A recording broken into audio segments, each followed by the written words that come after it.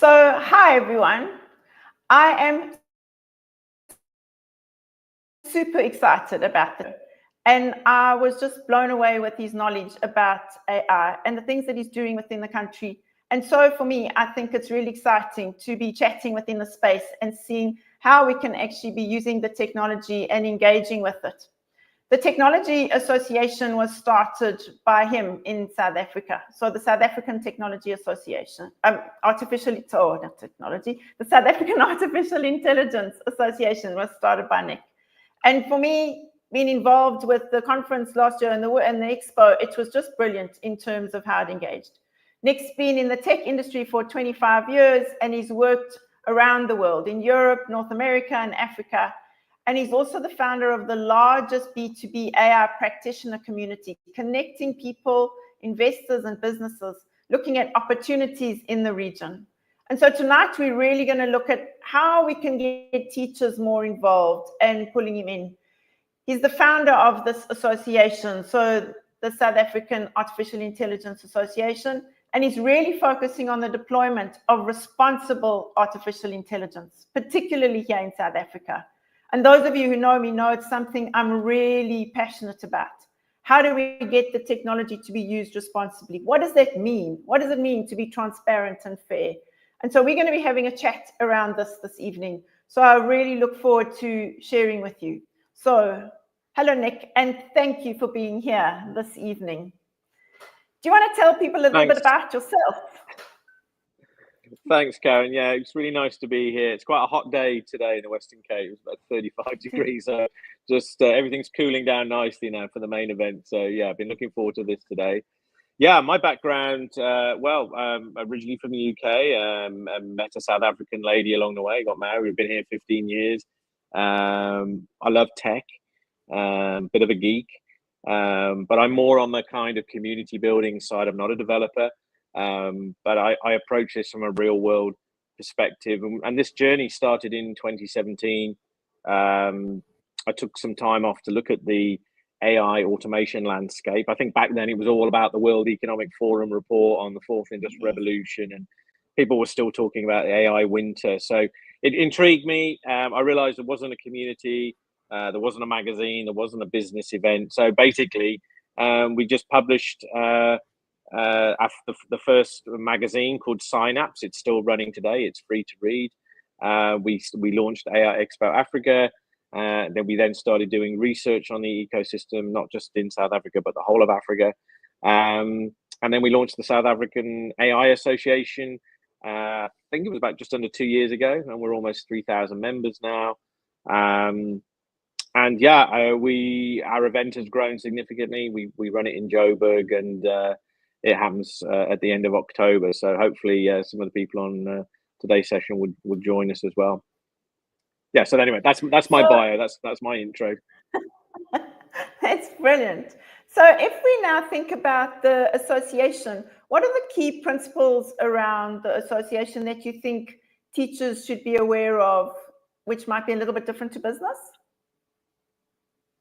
Yeah, look, I mean, the association was formed on the central premise that we should be thinking about AI in a responsible way. So the concept of responsible AI, what does that mean? And what, if you wanted to explore that concept, we've provided a whole load of resources on the website. So if you go to the South African AI Association website, SAAIA then you can learn a little bit more about this concept of responsible AI.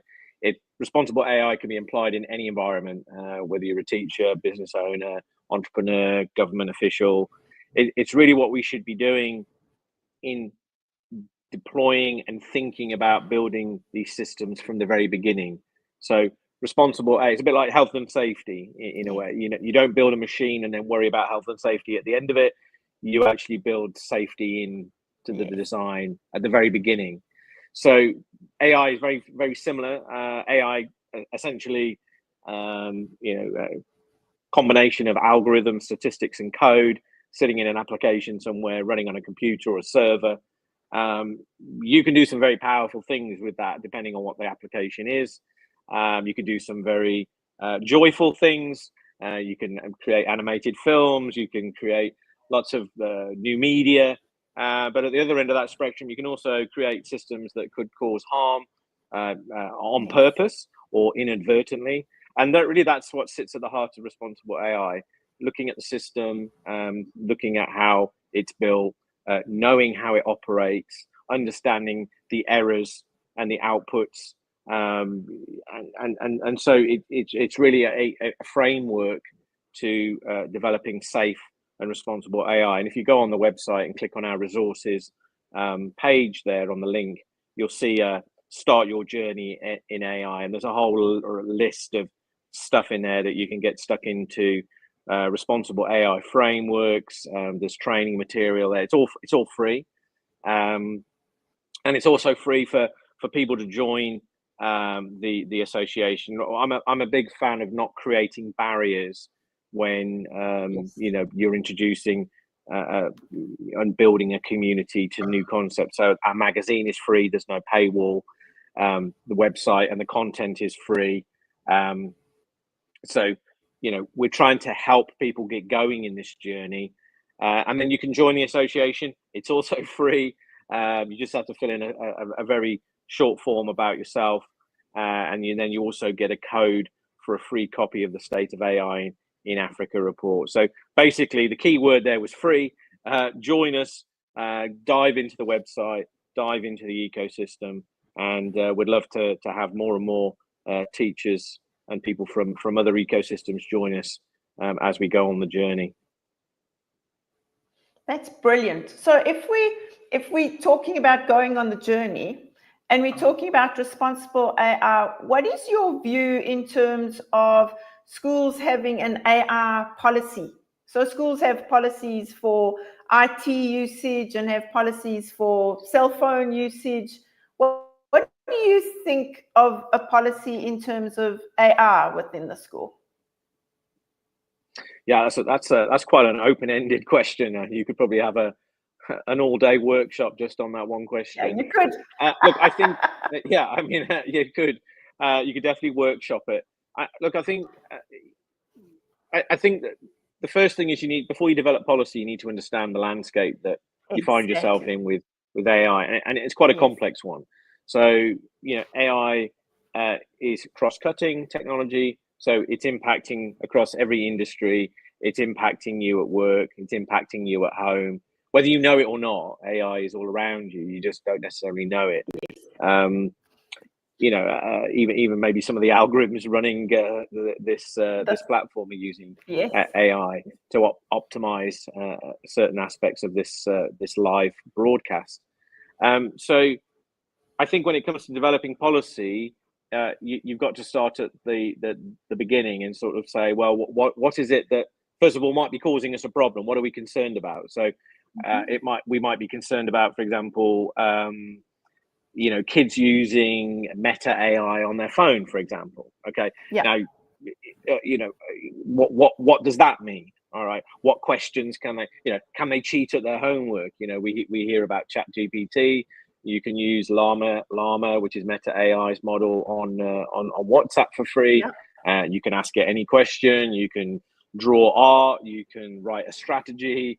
There's lots of things that you can do on there. So I think when it comes to education, the big one that you read often in the news is people using AI to cheat and write the homework and, get around the idea of not learning. So, when I was at school, there was this concept of like first principles learning. You learn the fundamentals of the concept and then apply it. And once you've learned it and know how to apply it, then you can apply it to everything. Now, if we move away from the concept of teaching people about first principles learning and thinking and design thinking and thinking about problem solving, and we just let the AI do it for you, then are we learning? It's like copying the guy next to you when you're looking over his shoulder or her shoulder, copying the answers. You might be scoring the right score, but you're not learning, right? So I think that's one of the core things I think that where AI and policy in schools need to think about it. Then the other flip side to that is, well, what kind of strange things could they be doing with this new technology? And then you're going to get into that sort of grayer, darker area where, yeah, you might end up having conversations which are a bit uncomfortable. You know, we're not necessarily going to talk about them on this public broadcast, but if people can think it, they'll do it. You know, that as a general principle, and young minds perhaps even more so, without a filter. So, you know, what does it mean for you as a school if the kids have access to ChatGPT at school? What does it mean for parents when they're at home writing their homework? I mean, I'm assuming kids still get homework. I'm sure that's the case. So I think that's really where the starting point must be, and then how that policy evolves. I mean, I could have, if I knew that was going to be a sort of question, or maybe could have done a bit of you know, research before this call. But I mean, you could actually just type right into Llama 3 right now on WhatsApp. Write me a 1,000-word policy as a school headmaster or headmistress around the dangers of AI in a school environment. And you know, summarize the top 10 things we should do. If everybody on this call right now did that, you could actually just write your own, use AI to write your own policy, or certainly a draft, which you could then work with and sit around in a physical meeting and talk to people about it. So again, there's the flip side of AI, right? We've just been talking about the negatives, but then immediately you can use it to do something positive. Write your policy for you, or your policy draft around this very subject. And it, you know, it will pull in all. I mean, actually now some of the outputs of these products are even giving you the references and the research.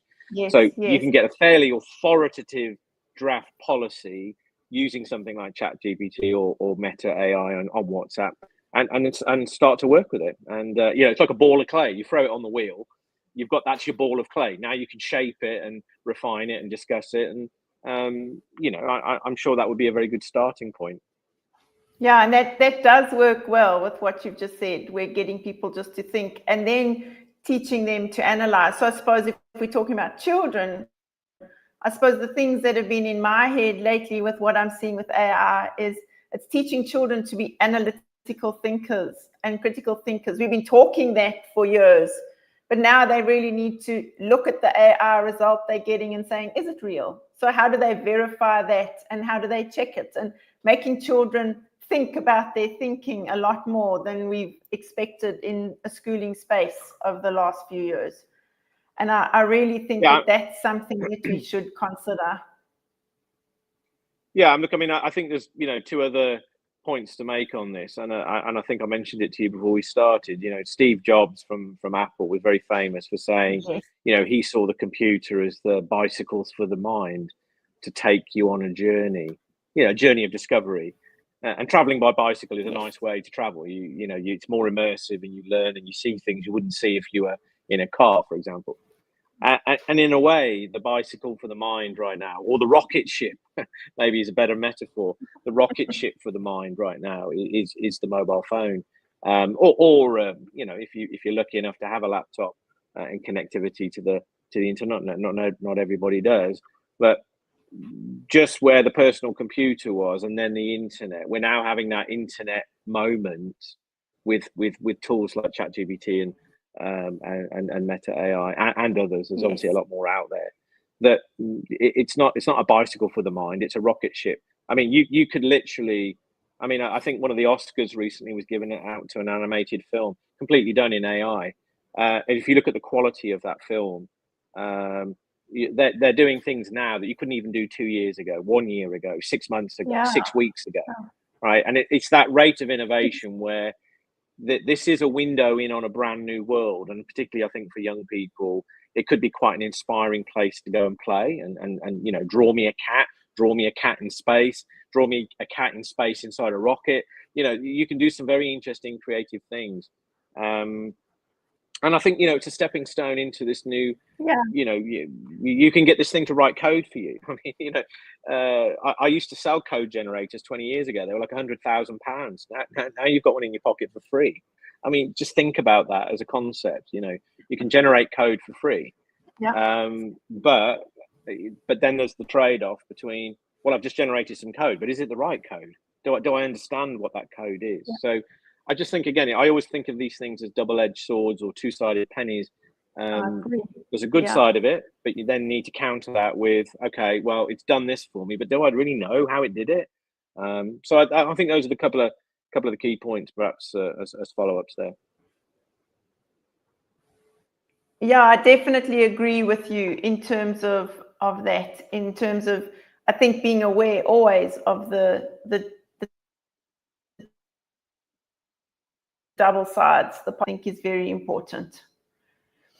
You spoke when we started. You were talking about the rockets in your pocket, and you were talking about why, as teachers, we need to be aware of this. And you gave some really cool ideas. Do you want to share some of that thinking around the use of the cell phone, or just the AI being so accessible now?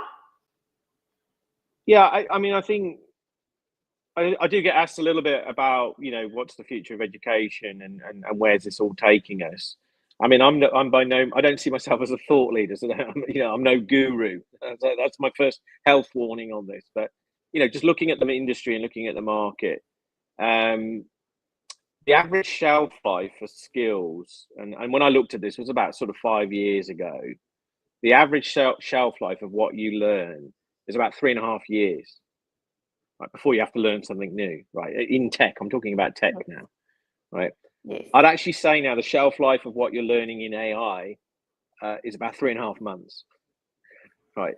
In another 3.5 months' time, it's going to be something completely different, or something new on top of what was something completely different.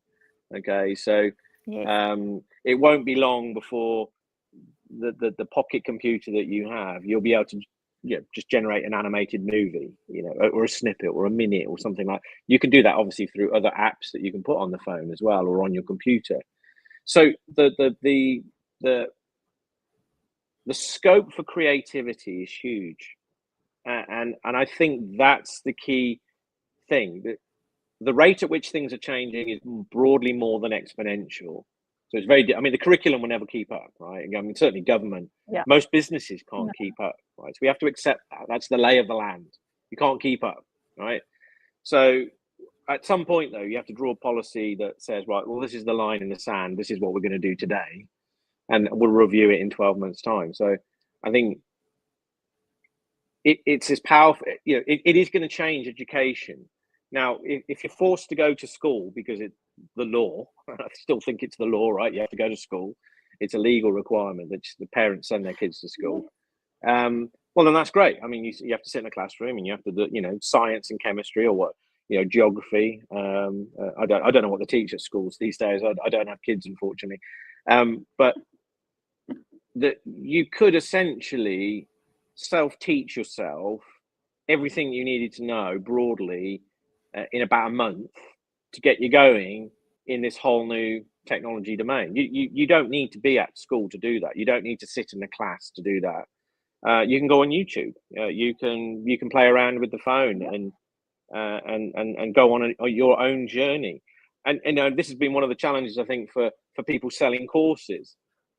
Well, it's all on YouTube. It's free, right? I mean, I can get the answer. Even Google search now is kind of becoming like a large language model type response. When you type in search results into Google now, you're getting all sorts of additional information, right?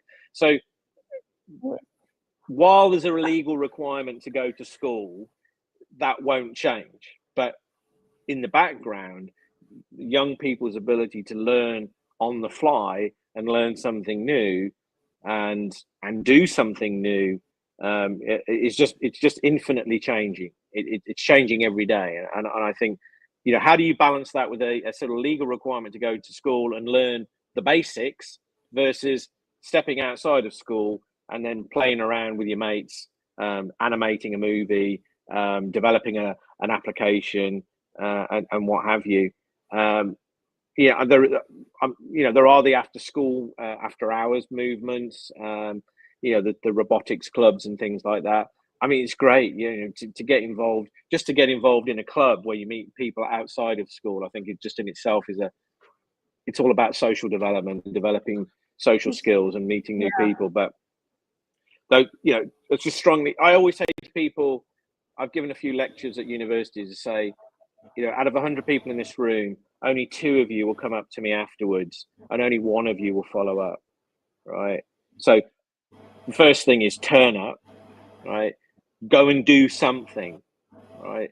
But the biggest impact on your career will be following up, right? Because so few people follow up, right? I remember from my own postgraduate studies when I was at university, we had a guest lecturer.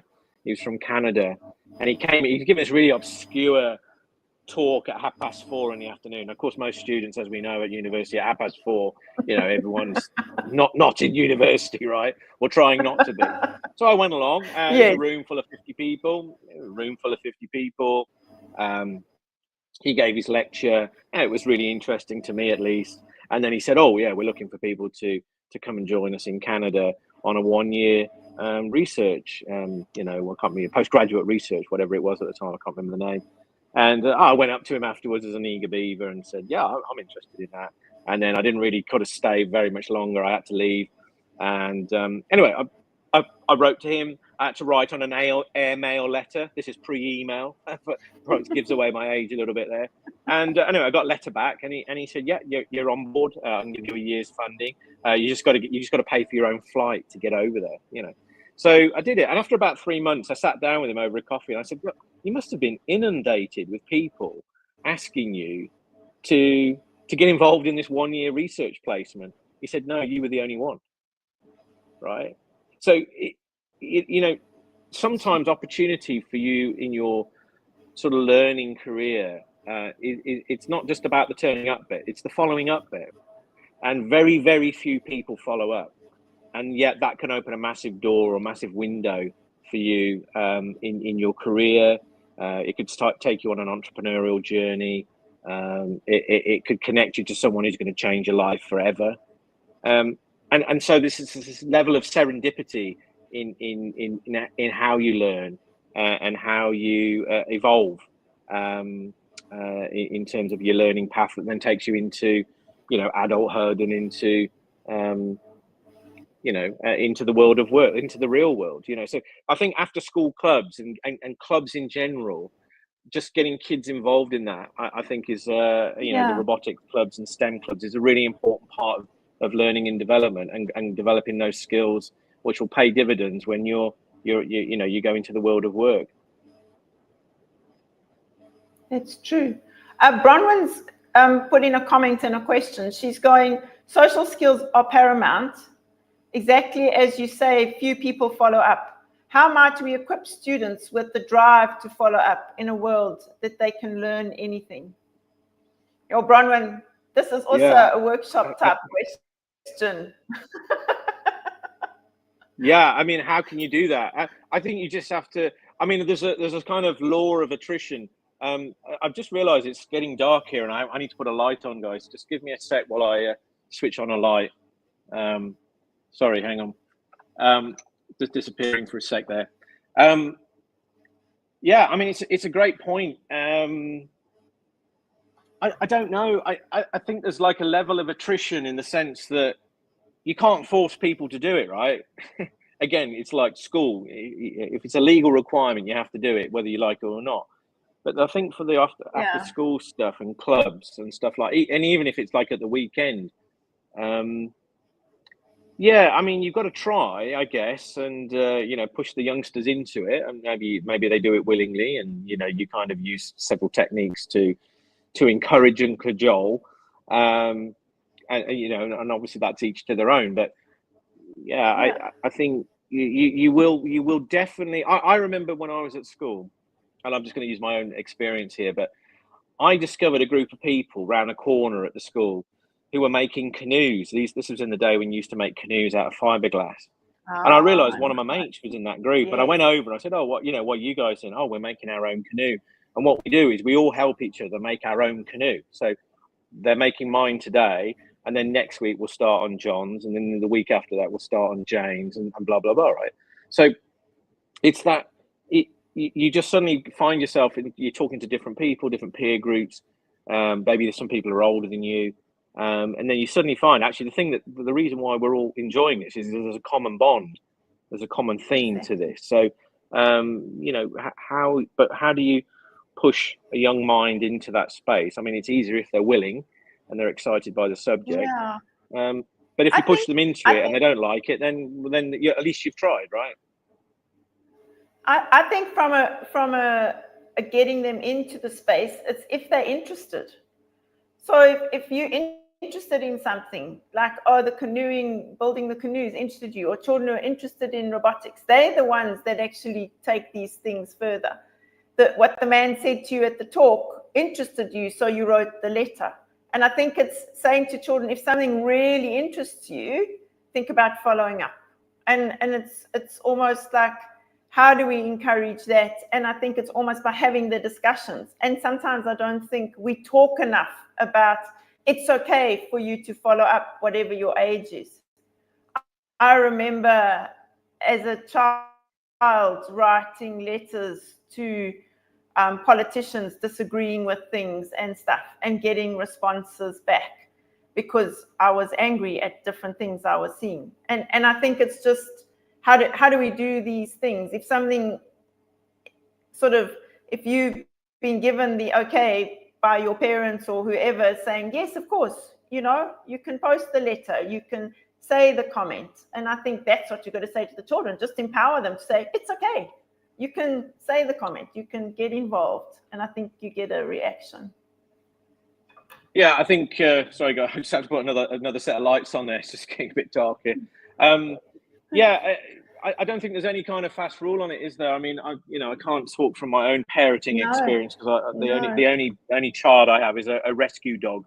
But you know, I can only, all I know is that at some point when you're a young learner, you discover something you really like, and it might be a sport, it might be, I like maths.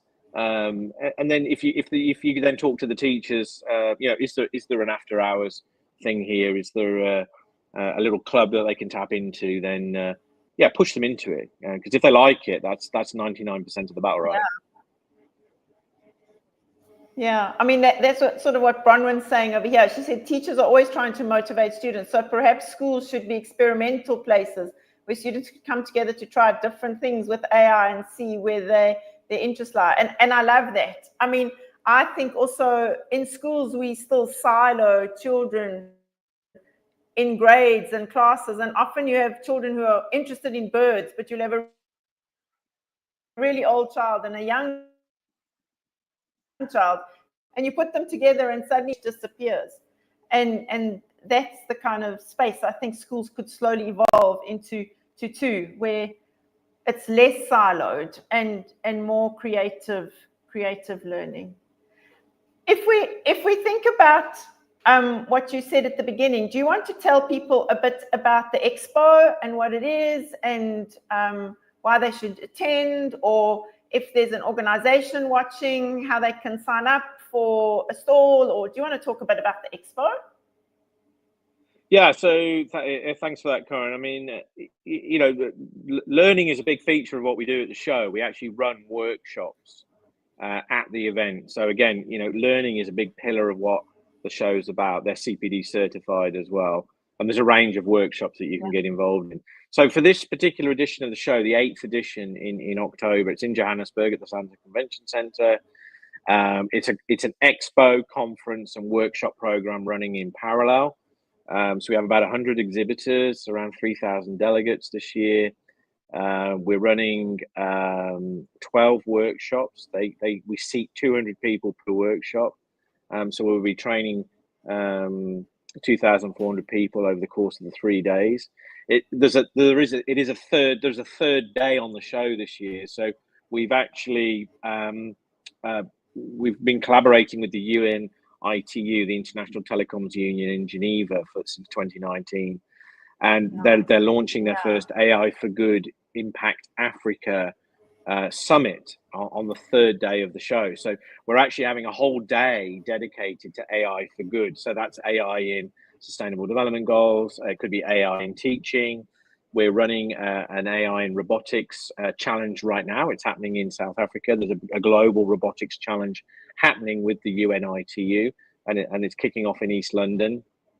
I think it's later in April. And And then, yeah, so then we've got themed tracks where we talk about innovation and strategy. We talk about case studies. We talk about platforms and processes. We also talk about, we do tech deep dives as well. But yeah, you can interact with startups. We do investor matchmaking. Last year, we hosted 48 startups. We had 25 venture capitalists in the room. We do a university R&D poster wall. I love the poster format. If anyone's familiar with the poster format, you know, it's very interactive. We typically do it over kind of a glass of wine and get the students talking about their R&D. And we've had some amazing R&D projects presented at the show, and some which were, you know, investor ready. Actually, I mean, this goes to the point about universities becoming the engines of entrepreneurism. You know, to build an application 20 years ago, you know, it's hard work, you know, and it's rapidly changed to the point now. If you've got a laptop and a Wi-Fi connection, you can build an application in an hour. You can build an application in about 5 minutes. Right? So there's never been a better time to be an entrepreneur. And a lot of the applications of AI to very hard problems are happening in universities. So to get kids involved in school early on and getting them involved in maths and statistics and computer science and STEM and you know after school clubs, if they then carry that on into the university environment, what I'd like to see, and my big advocacy to, you know, I'm sitting on the Premier's Western Cape skills panel in April, is this concept of thinking about universities becoming these entrepreneurial engines. Because once you get into university as a young person, it's like, I mean, obviously you've got a certain degree of freedom that you don't have when you're living at home, of course, which is great. But you get to meet a whole bunch of new people. So if you carry on that club mentality of, well, I used to do robotics at school and now I want to find a robotics club at the university, you start talking to those guys, in 2 or 3 years, you could be building a business. And, you know, if we look at the Tunisian startup called InstaDeep, who essentially were researchers, they built a company, an AI company out of Tunisia. They started in 2016, and you know, last year they sold that business for $628 million, and that's an African good news story. You know, and how many good news stories come out of Africa? So, you know, the ability for you as a young person to transition into university, to then meet people who you can then go on and build a business or solve a massive problem that could have changed the world, could happen in the space of 10 years, which when you think about it, it's crazy, right? So, you know, I'm a strong advocate for that universities should become these entrepreneurial engines. That's very much a good point in terms of how do we change the learning, and it's not just the schools, but it's the universities as well in terms of how we engage. So I just want to say thanks, Nick, for this amazing chat and for making people aware of the association and how they can join. So as we're ending off, I'm just going to pop the website back. So hop on to the South African Artificial Intelligence Association website. You can sign up for membership. You can go and look at the training spaces. Start your journey in AI, where all the courses and things are, and just go and have a look at the website and read about the different things over here and see how you could join. For me, it's been really wonderful being involved with the association and just the learnings and things you get from the group of people and engaging within it. So for me, I would say hop into the space and see how you can become involved and to be responsible AI users and create an awareness around that, and how as adults teaching children how we can do that as well. So Nick, as a closing thought, what would you like to share, particularly with educators, around perhaps the association or the responsibility or using AI responsibly? Either of those points, what would you like to close with? Yeah, thanks, Karen. It's been a great session, and hopefully, I don't know how many people are on the session. I can't see that, but hopefully, it's been useful for some people. I was at a tech event today. It was a private one hosted at one of the data center providers, and when you start to see the statistics that they have and talk about in the world that we're in, the AI world, the numbers are phenomenal. You know, the first thing is there's never been a better time to jump onto a global mega trend. AI is a generational tech change. Yes. I'm lucky enough to see, I saw the internet for the first time in sort of 1994 in university library, didn't know what I was looking at, right? Didn't really fully understand. When I clicked on a couple of words with a line under them, which we now know is a URL, I went onto a page. I actually thought I'd broken it. I didn't know what I was looking at. For many people, AI is exactly at that stage right now. It's this world that you don't necessarily understand, but it's so accessible. It's way more accessible than you realize. And so by jumping, you know, if you think of computing power back then, I think the computer I had in my university lab was a 286, right? If anyone can remember that, yeah, that was seen as fast, you know, and then the 586 came out, right? Yeah, those computers now are, you know, they're just ground, they're in the graveyards long time ago, right? The computing power you have in your phone right now far exceeds that. And through the apps that you have on your phone, you can enter a very, you know, powerful computing world. So I think, you know, it's a generational opportunity. We're only really at the mainstream beginning of it, and it's rapidly changing. And there might be a bubble or whatever you want to call it, but it's not going away. There is no third AI winter as was predicted. Even they were talking about it in 2018, you know, 2017. So it's here to stay. They always say, like in investment circles, you know, jump on to where the momentum is going. I think Jeff Bezos said it when he was a Wall Street analyst before he founded Amazon. He did some analysis on the internet. He was growing at 1,300% a year, and all he knew was when you see growth like that, just get involved. Go and get on that train. He drove off to Seattle and created Amazon. And again, probably not even necessarily fully understanding how all of this was going to play out. And we're exactly at that same point now. You know, AI is growing faster than exponential. There's so much happening. Just get involved. It's like jumping on a train. It's going to take you to a new destination, but you might not necessarily know the final destination, but you know jumping on that train is the right thing to do. And you don't know anyone on the train, but when you get involved in it and you sit down and you talk to people, you realize you're all going on the same journey, and it's a positive one, broadly speaking. So yeah, I mean, generational change, follow the momentum, get involved, turn up, and follow up. And that applies to students as well as teachers.